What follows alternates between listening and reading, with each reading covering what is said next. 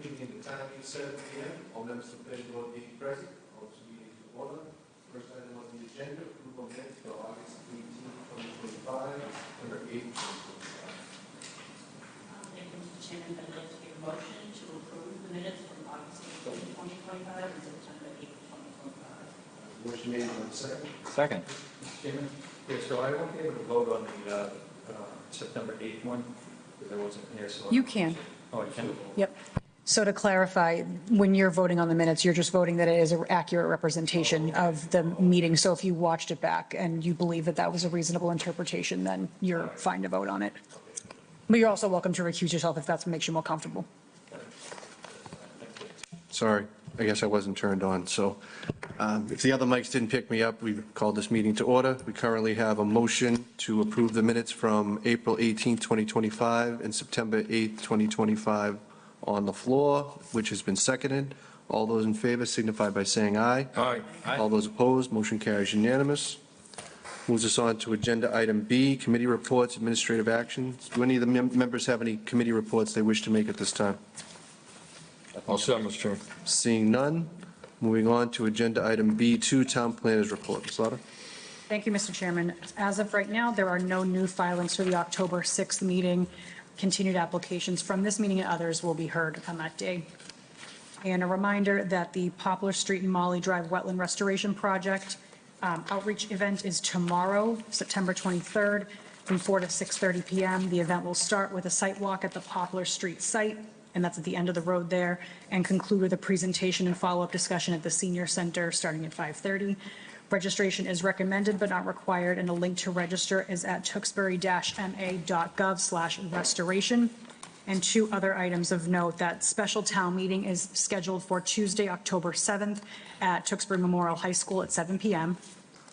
And the State Siting Board will be holding a public hearing for the Hillman Street Battery Storage Facility on Thursday, October 9th at 6:30 p.m. also at Tewksbury Memorial High School. Thank you. All right, thank you. All right, moving on to agenda item C, 836 North Street, site plan review, special permit, subdivision modification. Do I have a motion to waive the public reading? So moved. Motion made and seconded. All those in favor signify by saying aye. Aye. All those opposed, motion carries unanimous. Once you're all settled, if you give your names for the record, the floor is yours. Good evening, Mr. Chair, members of the board. For the record, Christine Hung, attorney at Reamer and Bronstein, representing the applicant. With me tonight, I have John O'Leary on behalf of the applicant, and then to the far right is Phil Cordera, our site civil engineer from Allen and Major Associates. We are happy to be before you tonight with respect to property located at 832 and 836 North Street. The last time we were here was actually several years ago, permitting with the same client, 30 Commerce Way, which is near completion. But for tonight, we will be discussing 32 and 36 North Street, also known as Innovation Drive. To orient you to the site, the current property is approximately 84 acres. It consists of two parcels. It is in the Office Research Zoning District, and there currently is an existing building of approximately 700,000 square feet. This building hasn't been responsive to current market conditions and has been largely vacant for many, many years. Since COVID, as you know, office use is in the decline, and no one is going back into the office 5 days a week. In fact, a lot of companies, as their marketing tool and to retain employees, offer that hybrid approach. So it's not resonating with the market. We're here before you tonight to, with these various approvals, to tee this site up so that it can attract users to the site to create some economic development. We very much appreciate the efforts of this board in approving or bringing to town meeting new uses that I believe were approved at the May town meeting, and already some of those uses have been resonating with the market. So we appreciate all your efforts with respect to trying to stimulate that kind of market. In terms of teeing this site up, first, what we are trying to do is to correct or modify the existing subdivision. So back in 2002, the planning board approved a subdivision and endorsed a subdivision. And the historical records at the town hall are a little bit slim, so there's not much history. But what's reflected on the ground today, what's existing on the ground today, does not conform with what was approved on the plan. So what we would like to do is to revise the plans so that they reflect what's on the ground today. We like what's on the ground today. It works. If you've been by the site, there is ingress and egress with the median strip that's beautifully landscaped. So in the way that it is today is actually works with the site.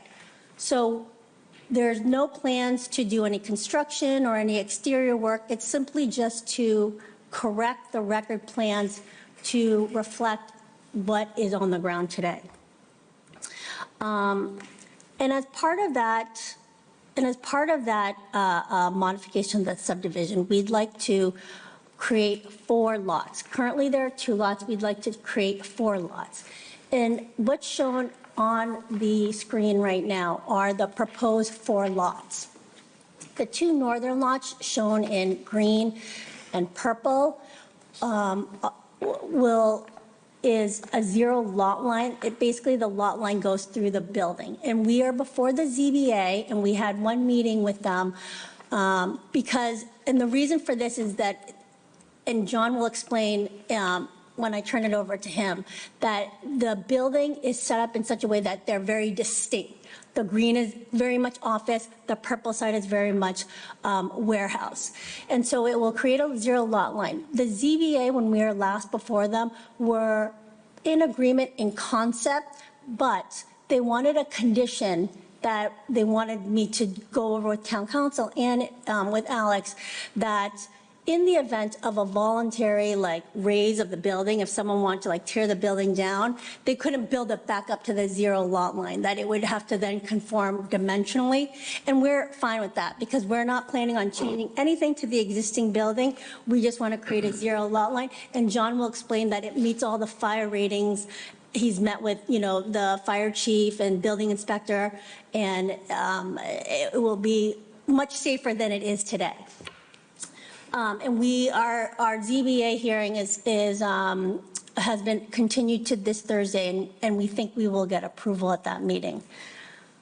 So that is the creation of the 4 lots. As part of the creation of the 4 lots, we will be requesting certain waivers with respect to parking and landscaping. We're not changing anything with respect to the parking, but just a lot of, some of the spaces will be shared. We will draft and have recorded a omnibus reciprocal access easement, parking easement, utility easement for the 4 lots so that the parking is shared throughout the site. And again, there's no proposal to do any exterior work to the property. Really, the internal lot lines, all of the work with the building will be interior. It's really just to create the 4 lots and to modify the subdivision so that it reflects what's on the ground today. So from the exterior, as you go to the site, you're not going to see anything different than what exists today. Alex had prepared a planning board comment memo, which we responded to, and we've updated our plans, which we submitted late last week. And, we're happy to answer any questions that you might have. But first, I'll turn it over to John. He'll walk you through the building and the site to explain that in a little more detail. Thank you. Thank you, Christine. For the record, John O'Leary with Rhino Capital, project proponent and owner of the property. So just to give you guys a little bit of context from a business perspective, why we're here and why we're in front of you with this request. So taking a quick step back and looking at this property as a whole as it exists today, it's made up of 4 distinct components built over the course of about a decade in 1971 to 1980. So building 200, furthest on the right side of the screen here, is a 2-story building. Building 300 is a 3-story building, or actually 4-story building, and building 400 is a 5-story building. And those are all predominantly office buildings. Building 500, furthest on the left of the screen here, is a single-story warehouse building. There's a mezzanine level, but it is effectively a industrial warehouse building. In its existing condition, as Christine mentioned, it's struggling pretty mightily due to suburban office is just not a very hot commodity in the market right now. And so what we at Rhino are trying to do is sort of breathe some new life into this building. We just came into the ownership group earlier this summer and are bringing more of a industrial light manufacturing research and development twist to it. It's sort of that's what we do, and that's kind of our bread and butter from a operations and leasing perspective. So the building, like Christine mentioned, 702,000 square feet. It's only 33% occupied, and two of that, or the bulk of that, is two tenants: Raytheon, which occupies building 200 and a portion of 300, and then, Corning in 200 and 300, then Raytheon in building 300 and 400. The bulk of building 400, a five-story building, is completely vacant. Building 500 is totally vacant. So taking a look at sort of this party wall condition that Christine had mentioned, this zero lot line. So it subdivides or bifurcates the two existing buildings, building 500 on your left and building 400 on your right. To get a bit of a sense of where this subdivide will occur, the picture on the left is sort of closed up and gives you a sense of really the difference between these two buildings. Again, building 500 looks, feels, is very much a warehouse building. Building 400 is a five-story office building. So what we found from a leasing perspective is more often than not, these industrial tenants are not really concerned with any of the amenity packages that exist in building 400, and therefore are also not too interested in paying on them very much. So actually subdividing that building and creating it as a separate tax parcel where they don't necessarily have to pay into any of the common area charges is pretty enticing to those folks. We've actually already had a handful of groups come through and are really interested in this, and we're seeing some increased leasing activity, which is great progress, which we're really excited about.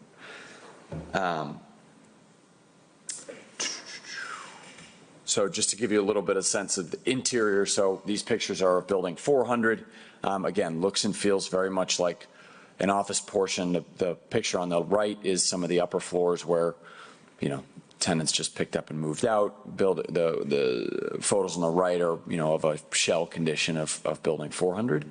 And then building 500, again, looks and feels very different. This is an industrial warehouse type space that lends itself to those types of tenants. From a investment perspective and sort of from a business perspective where we sit at Rhino, this industrial product has a lot less risk to it right now in the market. As you might imagine, an office building, a suburban office building, is more of a riskier play. So separating that risk profile is also an important piece for us, and kind of where some of this subdivision request has originated from. So as Christine mentioned, we do understand that zero lot lines create or have the potential to create concerns from a life safety and a fire code perspective. So Zach Sylvia, who's here in the audience with us, is an architect from DJSA Architects. We met with Zach and a code consultant and walked the property, analyzed existing conditions to understand sort of where our potential holes were in this party wall or this shared wall between potentially two separate lots. So we put together a plan of attack on how we're going to bolster the existing conditions from a fire and life safety perspective. We put together a plan and presented that to the fire chief and the building inspector and walked them through the various different changes. So there's a lot going on in this plan, but we did review that with them and they were comfortable with that approach. And Alex was also on that call with us as well. So, but that sort of concludes our presentation this evening. We're obviously happy to answer any and all questions you guys might have. I know this is a little bit of a unique sort of proposal in front of you all, but So we're happy to answer any questions you might have. All right, start, Mr. Fratelli. Thank you, Mr. Chairman. So I've been by the site. Site looks beautiful. Like you said, the landscaping is meticulous, clean as a whistle, very pleasing to the eye as you drive in, and doesn't seem like you have too many issues outside, which is great, and I really commend you on that, because some of the stuff we do see isn't like that, but I know you guys, that site's been there for a while. I think Mr. Johnson and I are the only two members here that have approved the sign out front on North Street, which was a very nice design and so forth. So with that being said, I like the fact that it's nice to the eye outside, and hopefully you'll draw some potential applicants there, So I did see the fact that there weren't, so let me go back a little bit. So with you splitting the building, you're definitely going to be doing some work inside, I'm sure, right? Down the road? I mean, you have to. For future tenant activity, absolutely, yeah. Tenant build-outs, modifications to the building is certainly. Okay. Any plans to do any outside work at all in the parking lot at all? How many parking spaces do you have there? It's just over 2,000. I want to say it's about 2,115. Did I get that right? That's right. Yeah. I did read in some of the notes here that you have some bicycle storage in one of the buildings, right? Yep. Interior to building 400, which is the tallest structure, the 5-story building, there is a bike room in the back. It has home for about 25 or so bikes in there. So why not in any other buildings, Why they never put that on? I believe that bike room was included as part of a lobby renovation. So in 2017, our partners in the deal, who were the owners for the last 10 or so years, did a renovation, a facelift, so updated lobby, updated amenity areas. They reskinned the outside of building 400, updated some of the parking area and kind of the flow of the site. And I believe as part of that, would have done that. I'd like to see additional bicycle locations for people to come and go. Okay. It's a big 4-unit building there, I think that might be an added incentive to some people coming to work with the bike racks. So the other thing I noticed is there's only 2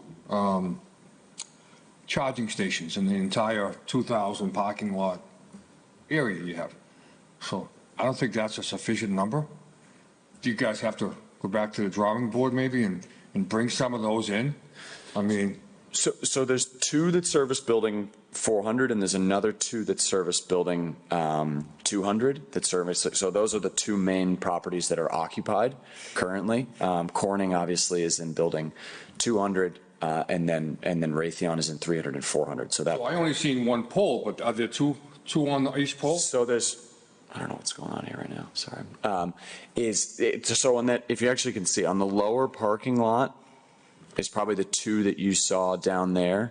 Oh, I thought there was one at building 200 Yep. and one at building 400. Yep, that's right. So, okay, sorry, I apologize. Yeah, but that's 4 total spaces. So it's a tandem on On each pole. each pole. Exactly right. I still don't think it's enough. With the day and age, today's day and age, with electrical vehicles coming left and right everywhere, you'd think you'd want to increase those numbers for the benefit of employees coming and parking rather than having to run into a problem. If they were parking, they could plug in and so forth. But It's like, I mean, renovations for you guys as well. So it's likely something that we would include as part of a leasing strategy. So if we were to have a big tenant on the hook and they're interested in coming in, it would probably be something we would want to include as part of that tenant improvement package.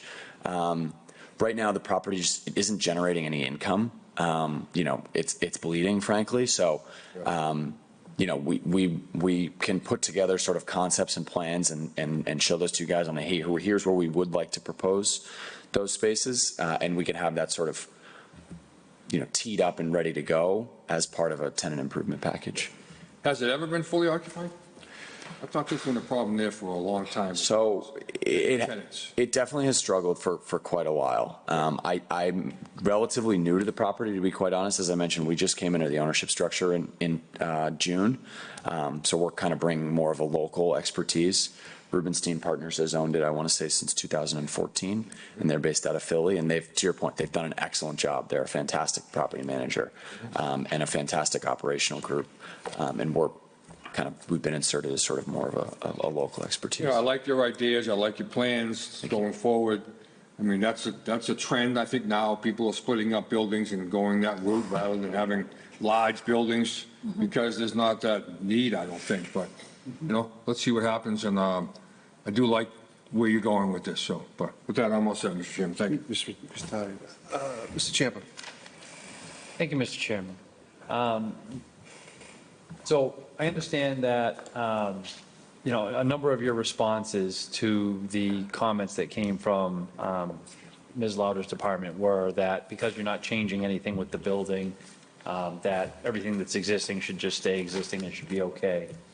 But I guess one of my concerns is you're subdividing into 4 lots, one of which is, and I don't know if you can go back to the, yeah, there you go. So proposed lot 3A, correct me if I'm wrong, but proposed lot 3A is going to wipe out, I mean, that's basically one of your largest parking lots, right? And then proposed lot 4A kind of takes out or will occupy that other section of yellow lined parking. And then it goes into, picks up the parking that currently is serving building 200. So I guess one of my concerns would be, and I think you're referencing it when you said you'd have an omnibus for all shared parking amongst all the lots, but we do have certain requirements for parking that it's got to be proximal to the building. So I guess one of my questions would be, if you start, by subdividing, I'm assuming that means you want to be able to build on the subdivided lots, right? The 2 new subdivided lots and put in smaller buildings?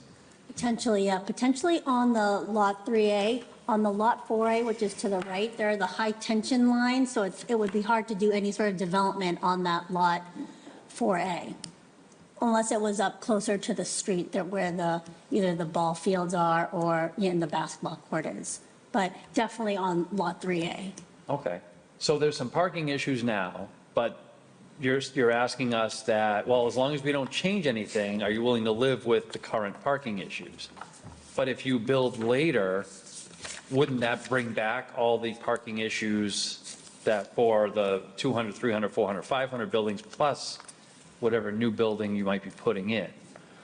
Well, I think there really aren't any existing parking issues. The property as itself functions sufficient. There's, like I said, 2,100 parking spaces, and there's, I think, by what we're required to provide based on existing conditions is like 450, based on existing leases we have in place.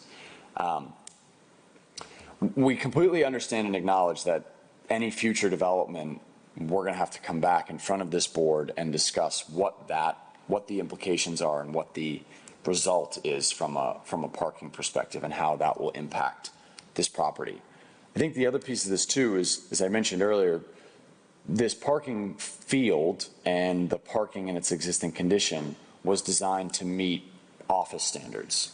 So what we have outlined in our plan set assumes everything to the building 200, 300, and 400 is all office space. The reality is that 576,000 square feet of office is not going to be office. To think that we're going to be able to lease that space as office is, It'd be pretty incredible. It'd be incredible, right? Mm-hmm. So our goal here is really to reimagine this property as more of a light manufacturing, research and development, more of a office researcher, really more on the research side, and as a result, have a lower parking requirement. But we completely understand that, hey, if we come back and we want to do any development on lot 3A or 4A or wherever it is, we're going to have to understand what those impacts are to the balance of the property. and then be back before this board for approval as well. Okay. I guess basically my only point is, I mean, I like what you're doing. Obviously, we don't want to see 500,000 square feet just sitting there for whoever knows how long. But basically, I guess the point I want to get across is, you know, the parking that you have now, if we happen to sign off on this, that doesn't give you a free pass to do whatever you want later and then continue to ignore, you know, any parking issues that may arise. So, Correct, we fully understand that, and any sort of future development potential that may exist in the future will be back before this board, whether it's site plan review, whether it's special permit, so, and we'll be talking with you to make sure that there is adequate parking available. okay. And then I would echo Mr. Fratelli's comments, although I don't know if we're leaving anything left for Mrs. Duffy, but it's quite a hike from 200 to 300 to 400. So having individual car charging and bike storage, again, if you have new leases or as any part of any future refresh package, be really nice to see that. Because if someone's riding their bike all the way up the hill to 400 and then walking back down and then walking back, like, they're getting some steps in. Yeah, definitely. It's a large site. And that's all I have, Mr. Chairman. Thank you. Mr. Duffy. Thank you, Mr. Chairman. Yeah, and, you know, just to close the loop on the bike racks there, I mean, you know, 10, 20 years from now, you may, the people that are working at that complex may be coming by bus or train or whatever to the site, and, you know, so, you know, it might be good to have to be thinking ahead a little bit as far as assisting employees there. So, again, I agree with my colleagues that I think it's a great idea. I'm glad the zoning change that we made this year was able to, contribute to that plan for you guys. Absolutely. I just had a couple of quick questions here, and I know you have a lot of waivers, and, you know, they all seem, you know, pretty legit. They're all for the same reason generally, that you're not planning any major exterior work. So would you be planning on where it could be, and very likely will be, a separate tenant in building 500 and 400? You know, I noticed quickly on the plan, it showed, you know, something about the sprinkler system. Are you going to separate the utilities in those buildings, you know, prior to occupancy, or? Yeah, it's a really good question. So the majority of the utilities are fed, well, let's start on the fire piece to start. So there's an existing fire loop that comes in off Innovation Drive and then loops through the entire, all four, you know, all five portions, or 4 different buildings. And then each building has its own separate connection off of that. So each building has its own standpipe, its own shutoff. So they can. Pump system and so on and so forth. Exactly. So there will be a shared easement, a reciprocal easement agreement for the whole park that covers all utility connections. And then fortunately, which was a big piece as to sort of why we thought this was feasible, was that each building has its own separate fire connection. So in the event of a fire in one building, it wouldn't necessarily affect. It's not going to set off all the sprinklers in all the other buildings. Exactly right. Yeah. Yep. Which would be a good thing. And what about your, you know, your HVAC systems and your electrical and so forth? Are those going to be kind of like separate? Yep. So each building has its own, I should say, building 500, building 400, and then 300 and 200 each have their own independent electrical room. So each with their own transformer that's servicing each component of the building. Okay. From a mechanical perspective, same thing, building 400, actually portions of building 400 help service building 300, but building 500, which will really be the one that's kind of standalone, its own electrical room, its own mechanical system, its own fire loop. They will share water and sewer, and that'll be sort of a shared kind of, call it HOA of sorts, where those different buildings will share in the cost. So I just got a quick glance at the demising wall there. So, you know, typically a lot line is like, you know, like the width of the pen. So, you know, now you have a lot line that's going to be at least the thickness of a 3-hour wall, that's going to be kind of tall, so let's just call it a foot. So people are going to be driving fork trucks potentially on one side, and somebody's going to be sitting at a desk on the other side. And I was just wondering what the bottom half of that wall might look like. Is there going to be a precaution? I realize we spoke with the inspector, and there'll be, you'll have your fire ratings and so forth. But what about, like kind of like an operational safety precaution there? Yeah, so the real kind of the main component that will be shared between Building 500 and Building 400, that pass-through that will exist, will service a freight elevators. So if you look. Oh, so you're going to have like a 8-foot wall? What we're essentially going to do is if you see, you can just barely see it, but if you see on the picture on the left, that tall sort of head house structure that exists, so that's a freight elevator that's within the footprint of Building 500, but services the upper floors of Building 400. Okay. So it's important for us, and from a leasing perspective, that potential tenants in Building 400 and upper floors still have the ability to get, whether it's equipment, material, whatever it is, to still get access up there. So what we're proposing, and this again is getting back to part of our easement agreement, that portion on the left, you see the same thing, you see the freight elevators labeled. So what we're actually planning to do as part of our this easement agreement is to create a common area in there. Okay. So there'll essentially be an elevator lobby where folks from Building 400 could get into those elevators and still have access. Okay.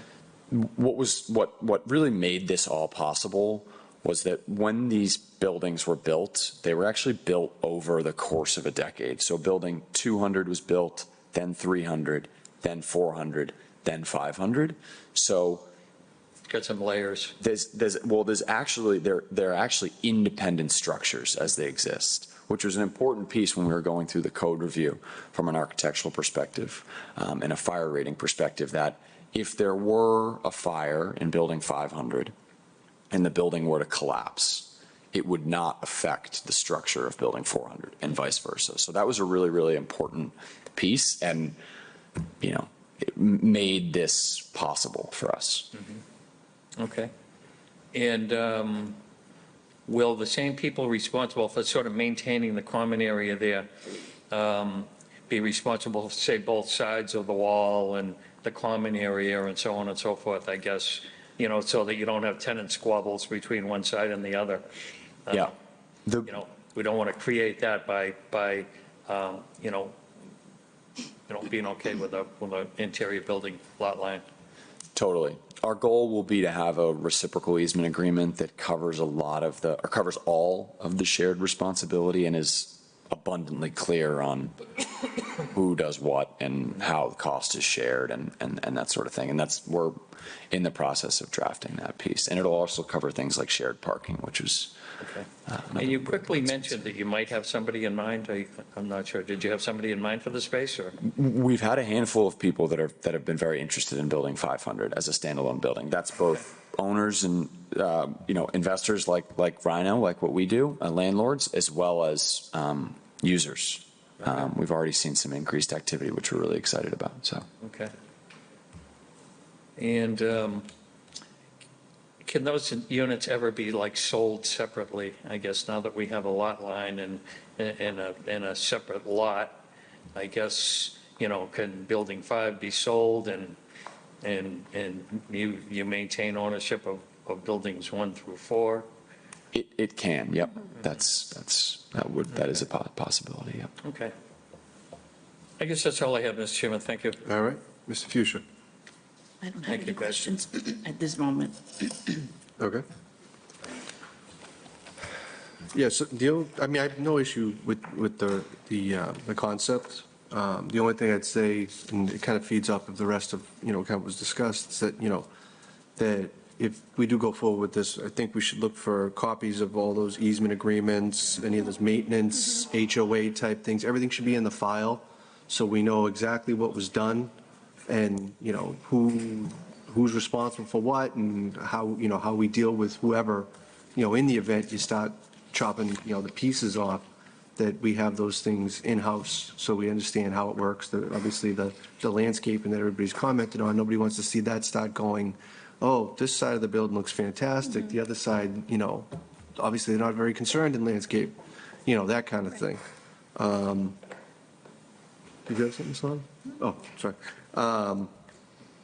Beyond that, I don't have an issue. I mean, obviously, the one thing I would reiterate, just so it's kind of clear, so that it doesn't happen sometime down the road that anybody comes in and sort of tries to say that, well, the board must have wanted us to be okay with having a lot less parking so that we could sell these other lots. Well, they wouldn't have approved it back then, because I think his comment, and I'm making it now too, that's not the intention. The intention is to deal with what's there. At the present, you have more than enough parking, and how that's divvied up and how you deal with that, as long as it, keeps operations working, that's fine. But obviously, those other two lots with just parking on them aren't being split off for no reason. You know what I mean? Otherwise, they'd be going with one of the other two pieces of property. So if that's what comes up, obviously, it starts at scratch at that point. You come back in, we talk about it, you'll have to have your answers on what happens to all that parking and how it adjusts everybody. But just so nobody goes back and misses it on the record, that, that was not our intent. It was not to, encourage whatever your next step might be. It's to simply do with what we have in front of us right now. But beyond that, I'm all set for now. I have another comment, Mr. Chairman. Yep. So the comment would be is, if you're going to be dividing some of these buildings into smaller spaces for rentals, you may need some additional electronics, electrical power supplies for these different factories. So that may in turn cause some outside work to be done. So, I mean, that's unforeseen right now, but if that's the case, you'll have to bring those repairs and improvements up to code and so forth and so on, and drainage may come into place as well, so, but, well, think about that as you start, dividing these buildings up, so, but, just an FYI, that's all. Understood. Thank you. All right. With that, I'll open it up to the audience. Anyone in the audience with any questions, comments, or concerns? Seeing none, bring it back to the board. Ms. Lauder, do you have anything to add on this one? Nope, the only thing I wanted to note is that we do have, I would think, a rather exhaustive list of the waivers for the subdivision and the site plan review as presented. The only three things I do want to get clarification on for the decisions themselves is, one, the response to the first comment was looking for a performance guarantee, and that's typically, as the applicant noted, when there is new exterior construction or new builds involved. So, when a owner is going to get occupancy on a building, we typically have made it our practice to get the site as built before we grant any of those occupancies, but this is a bit of a different case. So I wanted to get the board's feedback on whether you wanted a performance guarantee before occupancy. The applicant noted they would just be submitting basically an updated existing conditions plan, which I think would be appropriate. Yeah, I won't speak for everybody else, but I don't have an issue with that because this is the reverse. This thing is already what's there. Right. All we're doing now is finding a way to make sure we paper it correctly in the file. This is just correcting that the as-built didn't come in before, confirming what's there, and it's been there for decades at this point. Yes. So unless somebody else has an objection, I have no issue with that. I mean, is it fair to say that they wouldn't be able to sell or modify or do anything to any of the 4 lots without that paperwork being on file? Yeah, the lots will need to be formally subdivided. This new modification to the subdivision will act as that So the vehicle. financial incentive for them to provide this paperwork is much greater than the 20 or 50 grand we might be asking for. Right. Then I'm good with that. Okay. Next item is there was a little bit of discussion and back and forth about bicycle racks. So considering that there are over 2,000 parking spaces, the sheer number of bicycle racks would be a little aggressive for this site, I think, just the I rate think that's the supposed to happen. easiest way to do this, I'm just going to Yeah. guess, is that, as you're renting out these spaces, I think a bike rack at each of the buildings is probably going to cut it. Okay. If there isn't one already, if one of them already has a bike room, I don't know if you need a bike rack on top of a bike room, I'd see might be overkill, but, so that you have a bike rack / room at each of the Okay. four as they are built out, if that's how you want to do it, as part of your leasing agreement, but then they should be there. I don't know if you want to do something similar with the electric thing, but I don't want to force anybody to put those things in, because there's a whole lot of other things that go on with that. Right, and I think and your code consultant can correct me if I'm wrong, certain levels of renovation to the space under the energy code is going to trigger the EV parking. All right, so we'll let spots that, anyway. we'll let that determine whether or not it kicks in. If you guys do that level of, and it triggers it, then, we're out of it anyways. You're on the Right. hook because they're telling you you're on the hook. Yep. Yep, it's a 15, it might even be up to 20% with the new commercial code. But yeah, it's either 15 or 20% that they'll have to provide at a certain level of renovation. And then the last bit is just kind of adding a bit of belt and suspenders as far as conditions are concerned, and basically saying that any new construction on any of the lots for new buildings is subject to all site plan review provisions, which will encompass parking and all those other things that we generally look at, drainage, when we're talking about brand-new builds. Everything else is laid out in the memo, and I reviewed their subsequent submission this morning, and either everything's been responded to or the appropriate waiver has been requested, and We don't have a list just strictly of the waivers, do we? correct. No, do we? Oh, have- do we, I don't have a separate list of them, but they're all contained in this memo. Okay. All right, so anything else from anyone? No? Are we all set with this one? All right, then I will entertain a motion to close the public hearing. I'd like to make a motion to close the public hearing. A motion made and second. All those in favor signify by saying aye. Aye. All those opposed, motion carries. As to the waivers, start with those. So there's 19 waivers, is that correct? Is that what I'm reading? I believe so. I can't remember Looking exactly. at this. That's the other one, right? So it's the waivers from the subdivision rules and regulations that they set forth in their initial submission, and then the waivers are laid out in the response to the August 28th memo. All right, so we'll just cite them that way, Yeah. as I think submitted. there's 17 site plan waivers. 17, okay. Okay, so we have those? Yeah, so I'll make a motion to approve the waivers that you have submitted. 17, is that correct? Yeah, it's all. Alex, it's set is that correct, forth in 17? Alex's memo. Just about, yeah. Okay. Everything contained in the memo In the response. memo. In the memo, okay, Yep. yep.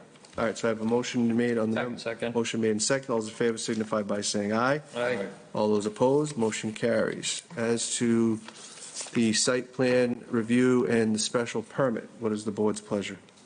Mr. Chairman, a quick question on that. So they have their ZBA later in the week, so there would be a contingency on our vote? Would that be accurate, or? Well, we can grant it, but if they can't get what they need out of the ZBA, they're kind of out of luck. Correct. It would freeze, it'd be freezing what we did, Okay. so. I just wanted to make sure we were clear on that. Okay, so we got a motion made? Did someone make a I was motion? going to say, I'd like to make a motion to approve the site plan review and special permit for Okay. 836 North Street. Second. Second, all right, all those in favor signify by saying aye. Aye. All those opposed, motion carries unanimous. Good luck. Sorry, Thank you very one more, much. a Time vote and of the consideration. subdivision. and Thank then- you. A vote of the subdivision. Oh, I'm sorry, one more, you're right, I'm sorry, the subdivision modification. So can I just have a motion to Make a approve that as well? motion to approve the subdivision modification. Have a Second, motion made and second, all in favor signify by saying aye. Aye. All those opposed, motion carries. Now, good luck. Thank you very Good luck. much. Thank you very so much.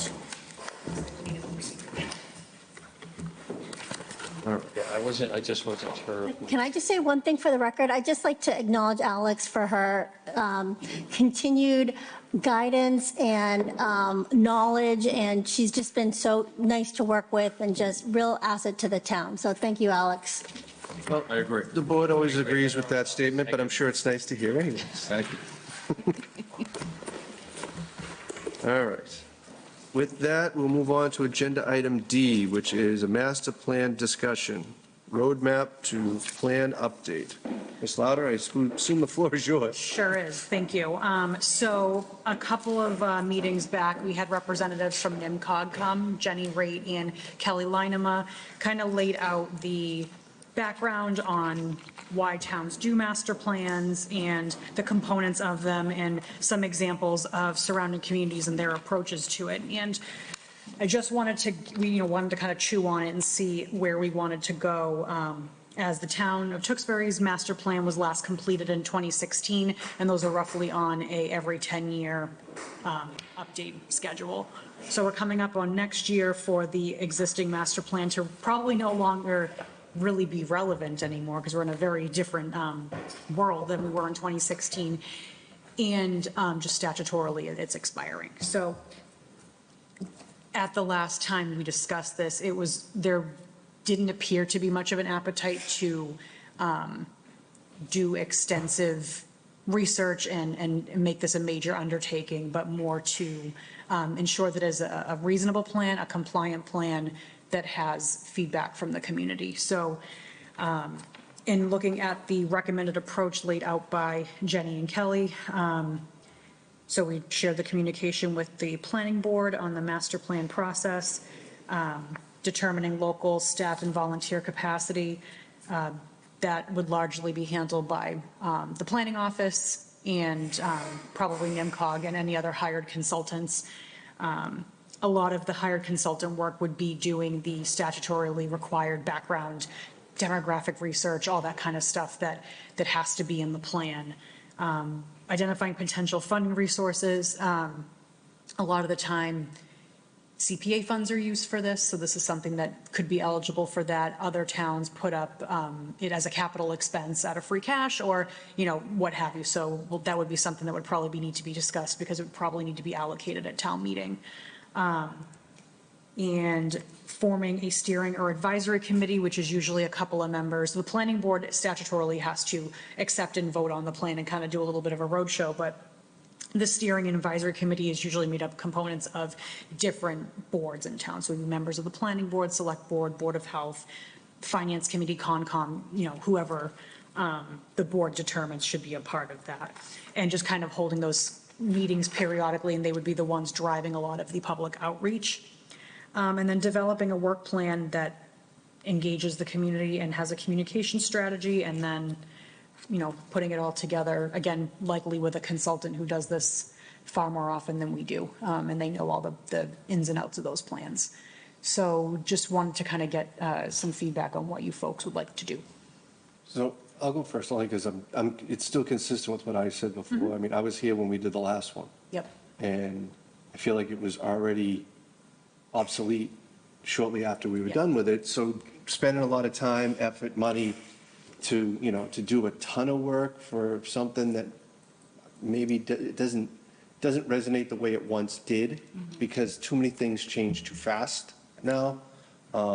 Because what the town thinks it wants to be or should be or whatever in 2026 could be drastically changed by 2028 again. Like, you know what I mean? So I just don't see, and I don't mean this to be flippant, but we've had other examples of us going and spending a lot of time and money on things, even things that are required for us to do, and then not doing them. So I don't see spending a lot of money on that stuff, and then, we don't even know what's going to happen at the end of this. I think if we tell people we've done exactly what we have to do, and not more than that, and, it'll be a lot easier to, wrap this up hopefully at the end and at least remain compliant without, throwing a ton of cash at something. I just don't know how useful it'll be in the end. Mr. Chairman, is it a statutory requirement for us? And what's the timeline? It's going to expire next year. It'll take us as long as it takes us to do. The housing production plan a couple of years ago expired while we were in the middle of finishing it, which, no one's going to come down here and bang down the door if it's not done by the end of 2026. But I think at this point, it's reasonable to anticipate that we could get it done by the end of the next calendar year. We're also working on the open space plan update, which is beginning right now. There's actually a survey active right now. Got posted on the town website. Encourage folks to take that too. But that's also going to be like a 12 to 16 month effort. It's certainly not as intense as the master plan, but a lot of the background work that goes into the OSRP is going to go into the master plan too. So there's a little bit of overlap so that hopefully we can be efficient with time and money on this. Anybody else? Yeah, I agree with Mr. Johnson. I've been around for how many years? 13 years, and it changes. That's just the nature of our society. It changes all the time, but I suggest we just do the basic requirements, get it in place, and then keep reviewing it as we have to go, whatever, after, look at it, whatever we need to do with it, so that's my opinion. I don't want to spend too much money either. We've done it before Sure. with consultants and all that, so, but, my opinion. Anyone else? Contrary thoughts? I think, let's save the taxpayers at Tewksbury as much money as we can while remaining compliant, and, we'll make our best effort to do what we can, but, again, I think history speaks for itself. We've seen a number of things consume a tremendous amount of time and effort and not really produce any market effect. So I think whether we use CPA funds or capital expenditure, I think the taxpayers would rather us leave as much money as we can in the coffers and only spend what we absolutely have to. Well, who would be the drivers for even a minimum effort Us. compliance? That would be us. Yeah, that was going to be my next question. So the ways it can be done are the planning board drives the whole thing, or a steering or advisory committee is formed. It just depends on how you guys want to handle Who it. decides that? You guys. Us. With a consultant, correct, to help us, right? They would be doing a lot of the background work, and they would be assisting with the solicitation of public feedback, yeah, and compilation, of course, yes. Ms. Lund, do you have a recommendation? I know in my head what seems easiest, but I also know what could cause the biggest problems, so. Have any members of other boards been like beating down your door, like, hey, don't you dare start that master plan committee without our representation? That's not when they're going to do it. It'll be when we're done and we're about to get it voted on. So that's the only reason I would think, any reason to have an advisory, otherwise just say, let us get it done and done, finish it. But Yeah. that would be my only concern, is that then at the end of it all of a sudden, it's like, wait, we care. You didn't consult us, yeah. Yeah, in the interest of being as inclusive of varying opinions as possible, I would tend to think that a steering or advisory committee would be a good idea. But it can also be something that we put it to the other boards, and if nobody's really interested in participating in the effort, then the board can continue to drive it. So that's something that we can do. Can we put together some kind of a time estimate or whatever, you know what I mean? So that, because people are going to make a decision whether they can engage in a committee or whatever, based on, is it going to be like one night a week for a year? Is it going to be twice a month? Or, because, to just say, oh, yeah, sure, I want to be on that Right. is, probably, I think if we could kind of narrow down Yeah, I mean, I can't imagine that the times of needed input would be significant if we're doing the kind of bare bones version. Right. Yeah, it would be probably a 12, like I said, 12 to 16 month effort total to encompass everything, to make sure that the research is done properly, the outreach is done and then analyzed. So why don't we just, ping the other boards? Yeah. And just let them know that this is what we're about to do, and that, we'll do the advisory one if there's an appetite for having input from those, whoever that is, the Sure. right boards. And if there's no appetite for that, the planning board will handle it with the understanding that that means we're handling it. Yep. You know what I mean? Right. Like, Yeah, that's fair. So what I can do to have ready for the next meeting is I'll put together a proposed timeline and work plan to give to the other chairs of the other boards, have them speak to their boards and see if there's remote interest, because ideally you'd want one or two people from each of the boards, but if only like one board is interested, then they're more than welcome to come and participate in meetings that this board speaks on it. yeah, I mean. I Instead guess of creating a whole other Yeah, body, yeah. I feel like if you put too big of a thing in place, even though we're trying to keep this small, then we're just sort of defeating the purpose. Yep, so then the other piece would be, once the funding source is determined, so like that'll be something I can look at with the town manager to see what might be the most appropriate path to pursue. And then once we determine what that is, that would something, again, would likely have to go to town meeting in May, because we're a little too late for October. Yeah, that's fine. And then putting together an RFP for those services And in the meantime, I'll also work with NIMCOG's, their DLTA, their District Local Technical Assistance Program, which is what we're using for the open space update, is on a calendar year basis, because that's how it's funded to them. So I'll be able to pursue that with maybe doing some of the legwork to be awarded at the end of this calendar year, to start early next year and see what we can get from that, and then supplement Right, with because then whatever we'll we be find. wasting the first 4 months or so while we're Right, waiting for right. town meeting And to roll then we around. can go to town meeting in May and figure out what the delta is. Okay. Does that work for everybody? Yeah. I think it's a really good start to a Do you plan. need a vote or just our assent You can take a vote, can't Motion hurt. of endorsement? to the process we just outlaid? Yeah, I'd like to make a motion to He endorse. just, so you get the second, he just. Okay. Second. Yeah, I'd like to Motion make a made. motion to endorse the plan we just discussed about the Great. Master plan. master plan. All right, so a motion made and seconded. All those in favor signify by saying aye. All right. Aye. All those opposed, motion carries. And I'll have an Unanimous. update at the next meeting for that. Thank you very much. That moves us on to correspondence. We had none for this package this week. Other business not known at the time of the posting of this agenda. Does anybody have any such business they wish to discuss? Seeing none? I had a couple of questions, Alex, if I could run them by you, we have some activity down at the BP gas station down on Main Street. Somebody had called about, is that going to open soon, or? I can't speak intelligently about when it's going to open, but they have applied for building permits to redo the roof and to do some repairs on the interior of the building. And they have been maintaining the gas tanks. So it appears they may be moving towards a reopening, but I can't say definitively when or how that might happen. So they had another call from a constituent about who was responsible for clearing right-of-ways for visibility and clearways, It huh? depends.